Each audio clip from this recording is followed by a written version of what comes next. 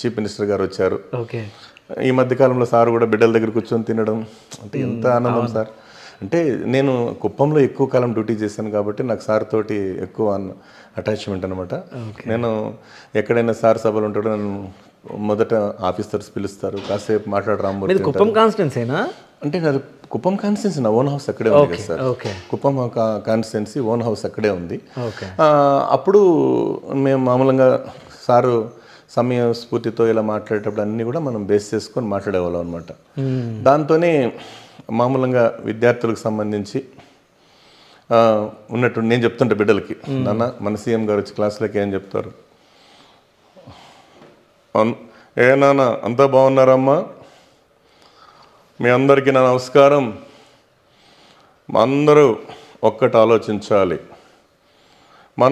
నా దేశం పావన గంగ, నా దేశం కర్ణాంతరంగా, నా దేశం భగవద్గీత, నా దేశం అగ్ని పునీత సీత, సమరానికి నా దేశం మండు అగ్నిగుండం, సహనానికి నా దేశం నిండు అమృత భాండం, నా దేశంలో పుట్టిన శిశువైన ఒక్కు పిండం, అదే తమ్ముళ్ళు మన భారతదేశ స్వరూపం. మీరందరూ కూడా ప్రతి ఒక్కరూ కూడా తెలుగువారు వెలుగువారుగా అందరూ బాగా కష్టపడాలని, కష్టపడి చదవాలని, అనుకున్నది సాధించాలని, మన నవ్యాంధ్రప్రదేశ్కు మంచి పేరు తెస్తారని, తెలుగు వాళ్ళు ఎక్కడ ఉన్నా సంతోషంగా ఉండాలని కోరుకుంటూ మీ అందరి బతుకులు బాగుపడాలని కోరుకుంటున్న తమ్ముళ్ళు. జై హింద్, జై జన్మభూమి.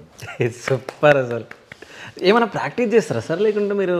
అంటే అప్పుడప్పుడు ఆలోచిస్తుంటాను సార్. ఓకే. ఎందుకంటే ఒక మంచి విషయం చెప్పేటప్పుడు మాటకు చాలా విలువ ఉంటుంది సార్. మాటే మంత్రం అంటారు కదా సార్.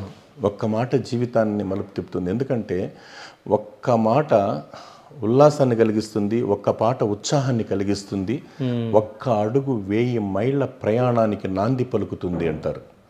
మాటకంత విలువ ఉంది సార్.